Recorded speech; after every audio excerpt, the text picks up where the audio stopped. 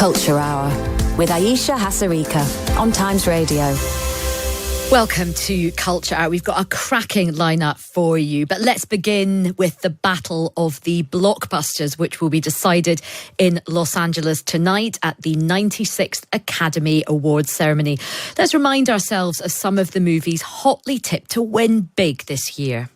You can find me under the lights, diamonds under my eyes. This is the best day ever. It is the best day ever. So is yesterday, and so is tomorrow, and every day from now until forever. You guys ever think about dying? No. She's an experiment. Good evening. Her brain and her body are not quite synchronized. But she's progressing at an accelerated pace. Are we saying there's a chance that when we push that button, we destroy the world? Chances are near zero. Near zero. What do you want from theory alone? Zero would be nice. So what can we expect from the glitziest event in the movie calendar? Well, joining us now is Van Connor, film critic for the Morning Star. Van, welcome to the show. Oh, my absolute pleasure. Wouldn't miss Oscar night, Ayesha.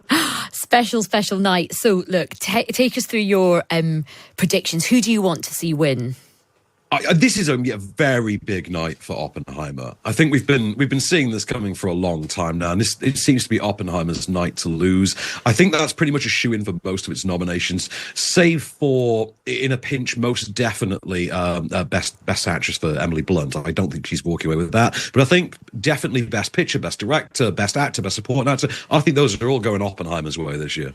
Yeah, I mean, it's just been a stunning year for Oppenheimer, and that kind of return to sort of the big, sort of chunky biopic. Let's talk a little bit about Barbie. What do you think Barbie's going to pick up anything good?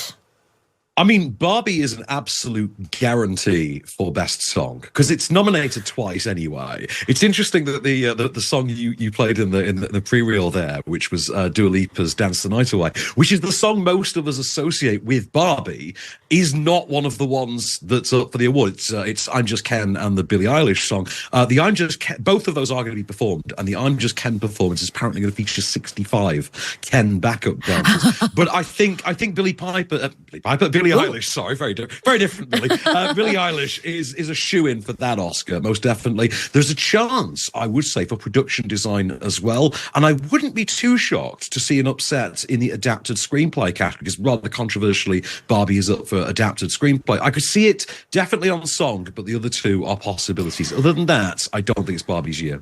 And Van, what happens if Ryan Gosling wins Best Supporting Actor, which he criticised for getting the nomination when others didn't?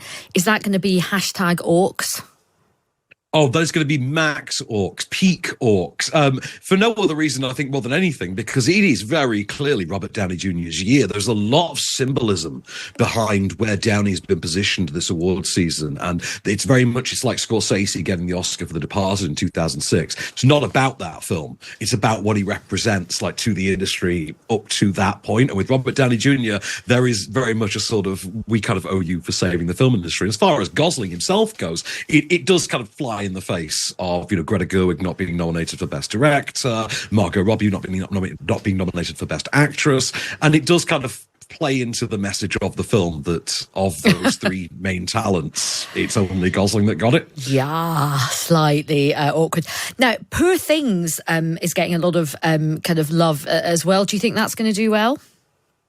There is a 50% chance in my books that Emma Stone's walking with Best Actress from this. It's the early lead in that category was Lily Gladstone for Killers of the Flower Moon.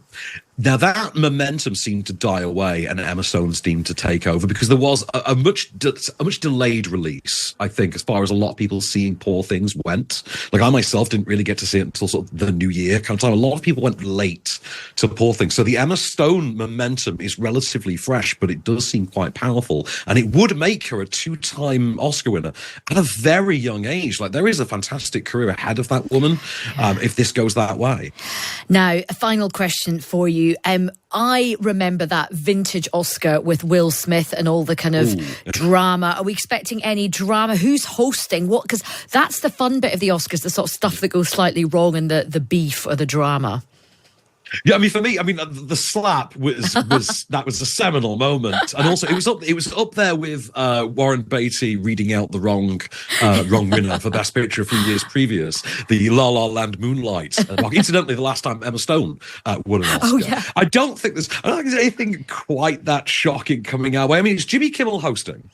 And not for the first time. Jimmy Kimmel is a good host. He's a safe choice. I personally think someone like John Mulaney or even John Oliver would be great. Either of the Johns would be great. Or Jon Stewart. Jon Stewart, I think he has. Jon Stewart, I believe, has actually. But I think they all give it a bit more edge. Jimmy Kimmel is a very safe choice. It's a very, it's a very friendly. It's a very warm, approachable, friendly kind of a host. Not quite as friendly as the old days of like Whoopi Goldberg and Billy Crystal, or the heyday, or Steve Martin. Oh, yeah. But I think you're guaranteed that you've got a reliable pair of hands steering the ship there. Yeah, he will be able to handle, I think, coming up. Very slick, very smooth. Speaking of very slick, very smooth, Van, it is always a pleasure to have you on. We will let you go off and enjoy all the ceremonies and all the parties. Thank you so much for your time. That's Van Connor, film critic for the Morning Star. Right.